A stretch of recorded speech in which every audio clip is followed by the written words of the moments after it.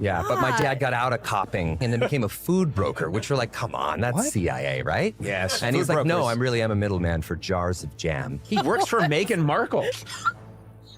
Really dad- tiny jams, harvestable jam made from the oils of Montecito. Said, let us have an end to this debate about what makes a good man and be one. There you go. You can use that. Good knowledge. You can use that. That's the part. Unlike- That's the unlike- part we're editing out of this Actually, interview. very- Boy, right there.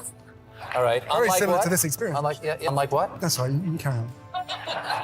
You were doing great, you were doing great. No, you're doing great.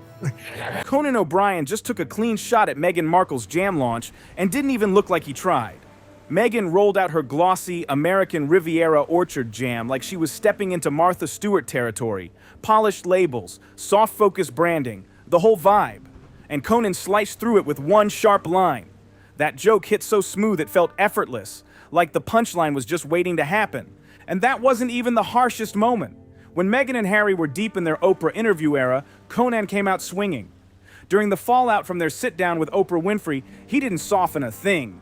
The timing, the tone, the delivery, ruthless. No cushion, no sympathy. I think Harry's a f***ing twat. Like, my life was so hard. Everybody's f***ing life is hard. Yeah, You were the true. prince of a That's true. goddamn country who dressed up as a f***ing Nazi, and now you're trying to come back as the Pope? Suck it. Conan ran a full segment clowning their wax figures at Madame Tussauds. Not a quick jab, a full-on bit. Well, what's brilliant about what she's doing is she knows people want to spend money, and spending money makes them feel like they're getting something that's better, even though it might not necessarily be true. You're Goddamn right. You can tell when you watch the show, she thinks just we're all animals, and we're all just kind of pigs in the mud, and that she's helping us with jam and honey. He joked about how lifeless they looked, how awkward the placement was, and then took it even further.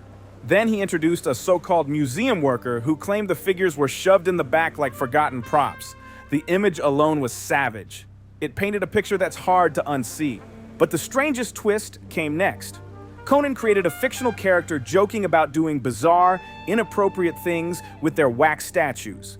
It was weird, exaggerated comedy, the kind that sticks in people's heads whether you like it or not. Said Meghan Markle is, of course, a lifelong feminist, which she's demonstrated by marrying a prince and giving up her job.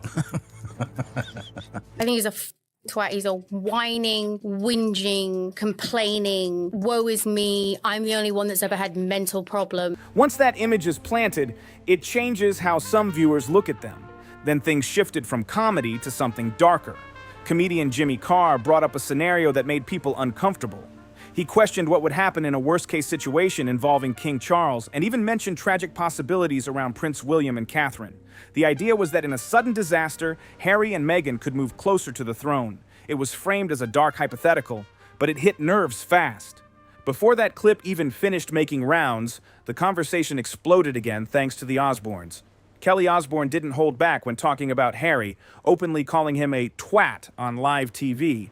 That moment said a lot about how public respect has shifted. Years ago, that kind of comment would have been unthinkable. Her bigger point cut deeper. Netflix didn't block them. Spotify didn't limit them. They had major deals, huge budgets, elite teams, and global exposure, and still struggled to deliver. Critics argue it wasn't sabotage. It was a content issue. When expectations are sky high and the output feels thin, people notice fast. Then Sharon Osbourne jumped in. And when Sharon talks, she goes direct. She pushed back on Meghan's medieval times comparison about meeting the Queen, calling it dramatic and unfair. That comment sparked serious backlash because for many, it crossed into exaggeration territory. Body language analysts have also weighed in for years. They point to the constant hand-holding and public displays of affection, arguing it sometimes feels staged. The claim? Secure couples don't need to prove closeness every second. Whether that's fair or not, the debate keeps growing. You've been handed the world and every major contract, you had podcasts, you have all of this, and you didn't deliver because you... There's nothing to deliver. Yeah, because you don't have it. And that's okay. And I think they do have a right to privacy, but that doesn't seem to me what they're looking for. What makes this more intense is Harry's history. He grew up watching the media storm around his parents, especially during the breakdown of the marriage between King Charles and Princess Diana. He knows how brutal public scrutiny can be. Yet now critics say he's leaning into that spotlight, Only this time, he's part of the production machine. Curtsy, the thing she said about medieval times, her lunch with the Queen was like medieval times, which, as you know, is a Disney-type entertainment place for kids. And it's just so horribly disrespectful and just a wine fest. And here's the uncomfortable truth many whisper about. Their brand thrives on royal headlines. If the royal family fades from global interest, what happens next? Without that tension, the spotlight shrinks fast. The controversy keeps the engine running. The long-term impact could be even heavier. That's a tough story to explain to a younger. Each rebrand feels louder than the last. New projects, new launches, new labels, but the questions keep circling. And the pressure? It's only getting bigger. Royal life didn't work. Hollywood production didn't work. The podcast deal collapsed. So what's left now? A lifestyle brand? Polo documentaries? Every new move feels like another reset button. Cuddly, lovey, holding hands, going everywhere together. It's so disingenuous. It's like, come, all just craziness going around and around, and he's turned his life and the royal family's life into a soap opera. Critics say the real issue is the foundation. Everything was built around a victim narrative, and audiences are worn out. People don't want the same struggle story on repeat anymore. Sharon Osbourne has watched Hollywood cycles for decades. She's seen couples who survive on chaos, who need tension and headlines just to stay relevant. That formula might grab attention at first, but it burns out fast. In her world, it always crashes the same way. The real question isn't if things fall apart, it's when. Meanwhile, the royal family is boxed in by tradition. Protocol keeps them silent. They can't clap back without looking bitter or dramatic. The monarchy can't jump into interviews or post rebuttals online. Silence becomes their only defense. Most families handle private conflict quietly. They don't publish tell-all memoirs like Spare. They don't sign streaming deals with Netflix to unpack every disagreement. They don't sit down with Oprah Winfrey for global specials. They deal with it behind closed doors like adults. But let's be honest, private peace doesn't fund a Montecito mansion.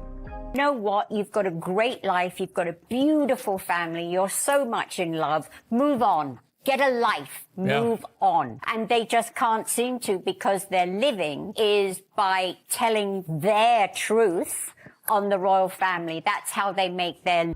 Sharon brought up her own father to draw a sharp contrast. She said she had serious reasons to cut him off.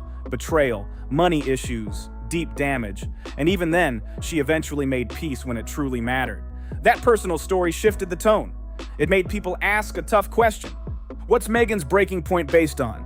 Her father, Thomas Markle, reportedly staged a few photos and gave interviews to the press. That's what sparked the fallout. He didn't take her money. He didn't sabotage her career. He didn't commit crimes against her. He embarrassed her publicly. And from there, the relationship shattered completely.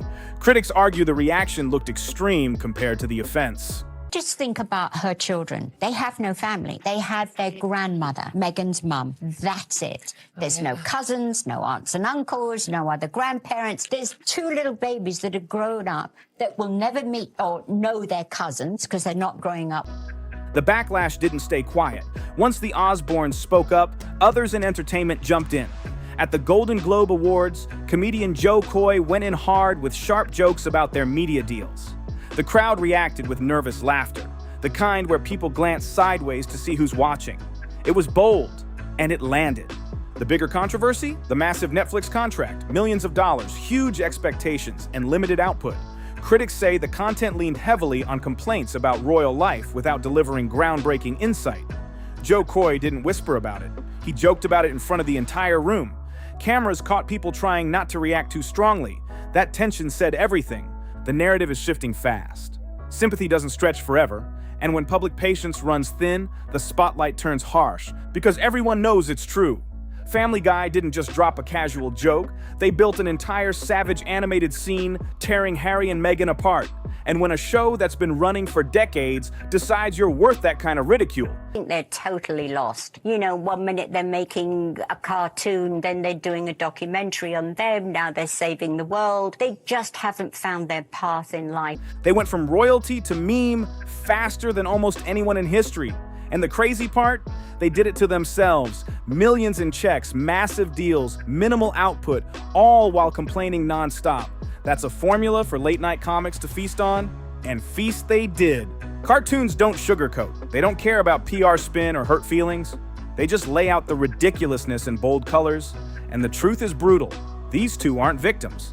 They're millionaires, royal titles, cashing in with sponsored posts on Instagram while claiming they had to escape the palace. It's going to end very, very badly, and I don't know why. It's like history repeating it. I haven't from day one been into the fact of, talking about private things that went on in the royal family when they were a part of it. And the thing is, it's just their point of view. We haven't had the other point of view. The only thing left behind were rules and responsibilities. They want it all: fame, fortune, royal status, and sympathy. And most viewers notice, even if nobody says it out loud. The cringe factor skyrocketed when Trevor Noah brought up moments that still make people wince every time they resurface. Don't bring it to the public. Nobody wants to know about it. Every family has problems. Keep it to yourself. Should she go to her father? Yes, she should. I didn't talk to my father for 18 years. He used me in his companies and all. It's gotten this far. A prince showing up at movie premieres trying to pitch his wife's voiceover career. In centuries past, royal marriages secured kingdoms and political alliances. Now, Harry is chasing Disney execs for gigs. Podcast deals and streaming projects have replaced kingdoms and crowns. The fall from global power to entertainment hustler is almost surreal. Simon Cowell didn't even try to sugarcoat it. He watched their full Netflix documentary, probably hoping to understand their perspective. Huge mistake. Starting open-minded, he finished frustrated, liking them even less. That's the effect they have on people, a rapid talent for alienation. They actually had valid points to make about misogyny, issues that deserve serious conversation. But they undermined themselves with cutesy couple nicknames, dramatized pity narratives, and over-the-top self-promotion. Any shred of self-awareness vanished? They want it both ways. You can't be, these people were so mean to us and poor us, and we don't want all this attention, and then let me write a book about how much we don't want attention. Viewers joked about wanting to be a security threat just to escape the irritation. That's how bad it got.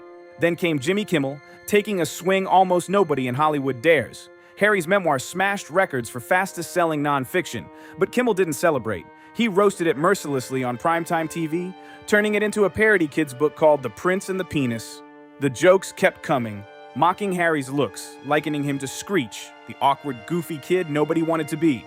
It wasn't subtle shade, it was a full-on roast, and the audience was eating it up. Then Kimmel went further. He mocked the idea that Harry and Meghan moved to America, arguably one of the messiest, loudest countries on racial issues, just to escape. The audience lost it. Laughter shook the room. Just strike me as creatures of that generation. You're just fragile. Just take a hint from the Queen, the recently departed. Never complain, never explain, and rarely be heard speaking. They threw his own family under the bus, labeling them as racist to justify their exit, and that's when the fire really started. You're complaining about your hard life, and you're so privileged. It's just so weird. It's ridiculous. Jimmy Kimmel cracked the door just enough, and suddenly Hollywood stopped pretending. Everyone who'd been polite for years finally had permission to speak up. And then Bill Maher stepped in and obliterated their whole victim narrative like nobody could ignore. Is this true? Meghan Markle has ruined your workout regime. Is this true? If so, yes, she came into New York last weekend. Yeah. And she went to a yoga place called Moto Yoga, which is my yoga place. We have places in LA and New York, but now that she went there, everyone's going to want to go there. Right. And there's not going to be any room. It's going to be harder to get in. When Bill Maher calls you out, he doesn't tiptoe around feelings, and he doesn't care who gets offended. He said what we've all been yelling at our screens for years. These two lie straight to the camera and expect us to swallow it. It's not just irritating anymore. It's insulting.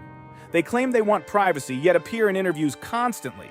They say they're broke while living in a $14 million mansion, and they act like we're too clueless to notice. This isn't just hypocrisy, it's full-on gaslighting. Smiling, dropping buzzwords about mental health and compassion, and thinking it covers the contradictions. It's performative to the max. Maher's generational call-out hit hard because it revealed the bigger picture. This isn't just a personal issue, it's a playbook. Their generation thinks whining equals strength, complaining equals justice, and fragility equals bravery. It's all fake toughness hiding real weakness, all performative activism hiding a hunger for attention and money while doing zero real work to help anyone else. When Bill Maher, a hardcore liberal who defends every progressive cause under the sun, turns on you, that's when you know you've jumped the shark. Even people who should be on your side can't ignore the hypocrisy anymore. And nobody is a realer housewife than Meghan Markle, who married this ginger retard and took him out of his racist family so that they could live in Beverly Hills or wherever the fuck they... Harry is an idiot. He signed up to fight in the Afghanistan war. That was a dumb move. You're a fucking prince. What are you doing that shit? It's glaring, obvious, and frankly disgusting. These are two of the most privileged people on the planet, crying oppression while most of the world struggles. Comedians stopped joking and started saying what everyone else feared to speak. Nobody hit harder than Godfrey. He went straight for the heart of their biggest narrative. Meghan acting shocked about questions on race in the royal family, almost laughable. Godfrey pointed out what everyone already suspected, but no one had dared say. It's basic human curiosity. Meghan, however, twisted ordinary questions into ammunition for her endless victim saga. Every normal inquiry about family or protocol became part of the story of oppression she was telling, and the public saw right through it. The effect? The spotlight shifted from sympathy to scrutiny. Suddenly, every claim, every complaint, every tearful anecdote was under the microscope, and the more they tried to spin themselves as victims, the more the cracks in the story showed, all under the gaze of comedians and commentators willing to call out the contradictions without mercy. And Godfrey wasn't done. He went after Meghan's latest sit-down with Jamie Kern-Lima, where she played the overwhelmed Duchess again, like she's carrying the weight of the world on her shoulders. The tired, busy, stressed, doing it all routine was on full display. And comedians weren't letting it slide. The staged photos, the I'm too busy for anyone act, the podcast that barely registers, and the Duchess title she clings to while throwing shade at the very institution that gave it to her. It was all painfully obvious. The mockery didn't stop there. Every move she made, every performance became fodder for ridicule. Even people in her own circles started distancing themselves. Remember that yoga studio moment? She showed up expecting quiet, a place to decompress, and instantly turned the space into a spectacle. One person just trying to relax, another treating the room like a stage. Everything she touches instantly becomes about her, leaving everyone else to clean up the fallout. Resentment wasn't limited to comedians anymore. It spread everywhere. Even John Oliver, usually careful to avoid drama, had to jump in. When John Oliver takes aim, it's more than shade. He's essentially writing them off. I don't think they will change because I don't think they have the capacity to, but they obviously should. The problem with it is people say, oh, you know, Harry and Meghan, you should let them do whatever they want. They should be allowed to do this. People think it doesn't make any difference, but it does make a difference. Because if something terrible happened to William and Kate and the kids, right? The Queen and Charles are very old. They're going to go at some stage. And then you're left with King Andrew. No one wants that. Is that true? Because you've got a William, then you've got a Kate, then you've got a George, then there's loads of them. Yeah, they're one light aircraft crash away. The kind of savage statement that sticks for life. And it didn't stop there. The British puppet show Spitting Image, which has been roasting politicians and celebrities for decades, piled on and made them look like total fools across the UK. One sharp line destroyed their whole persona. They try to stay close enough to Oprah Winfrey to look credible, yet close enough to the paparazzi to stay famous and cash in. Every single move feels calculated, fake, and designed to extract attention and money while pretending it's natural. But one comedian went even further, touching on a terrifying what if no one wants to say out loud. What if King Charles dies, and then, heaven forbid, and their offspring? One disaster, and suddenly Harry and Meghan could be running the entire monarchy. That nightmare scenario still haunts the imagination. Before we dive into that, the ruthless comedic takedowns kept coming. Nikki Glaser delivered the harshest blow. Without Harry, Meghan is nobody. Just another failed actress begging for reality TV gigs, fighting for scraps among washed-up stars. She didn't marry a prince out of love or destiny. She hit the jackpot, plain and simple. Without that one lucky stroke, she'd be doing mattress commercials in Canada, unknown to the world. And the roast escalated even further. Stephen Colbert joined the fray, mocking Meghan for acting clueless, like a sheep wandering into a world she didn't understand. Bows to the Queen, living in castles, eager to expose the absurdity of the royal fantasy. Then came Stephen Colbert with the ultimate reality check. Brutal, hilarious, and straight to the point. It hit hard. Meghan's clueless Duchess act wasn't innocent or charming at all. It was pure comedy gold. Colbert roasted her fake authenticity so completely, the fire alarms might as well have gone off. And that wasn't the end. Colbert went further, giving Meghan a homework list of royals to Google. Yes, including her own husband, so she could finally grasp what she'd actually signed up for from the start. The burn? Legendary. He tore her apart, roasting her to the bone. This is what happens when you talk big without doing your research. Pretend authenticity? Gone in flames. Next up, Tim Dillon appeared, and he went nuclear. Tim doesn't do polite jokes, he obliterates. Calling Meghan the ultimate real housewife was brutal, but dead-on accurate. Fake drama, victim tears, paparazzi in tow, all while pretending she escaped reality TV, only now it's funded by a royal paycheck. Nothing changed about her. She just upgraded from basic cable to Netflix, slapped on a royal title, and pretended it was classy. Same manufactured conflicts, same attention-seeking antics, just with a crown to make it look fancy while still being a circus. And Harry? Look, brace yourself. Tim called out what many have suspected. His deployment to Afghanistan was part PR stunt, part image-building exercise. He wanted to look tough and relatable, instead of the privileged kid he really is. Fully comfortable, fully protected, he chose a war zone for the headlines. Now, back in his California mansion, he complains about how traumatic his life has been. They're saying these two are fundamentally rotten, hiding behind publicists, scripts, and perfectly phrased statements. King Charles is aging, William and Catherine and their offspring are just one tragic accident away from putting Harry and Meghan back in charge. All of a sudden, the jokes stop being funny and become chilling. These two, criticized for greed and cluelessness, could genuinely inherit the monarchy and represent Britain on the world stage. People have joked about King Andrew being the worst-case scenario, but King Harry with Queen Meghan? That's a real possibility. She once said having lunch with the actual queen felt like medieval torture, and he's the same guy who sold his family's secrets for a Netflix check. These walking disasters could genuinely end up running a kingdom. That's why this mockery isn't just gossip or comedy. It's a warning. Every lie, every blunder, every failure to act responsibly matters when they're still in line for the throne. If tragedy strikes, nobody can stop them from being thrust back into power. So what do you think? Are comedians going too far? Or are they the only ones? This breakdown made you see things differently. Hit subscribe and stay locked in for more deep dives like this.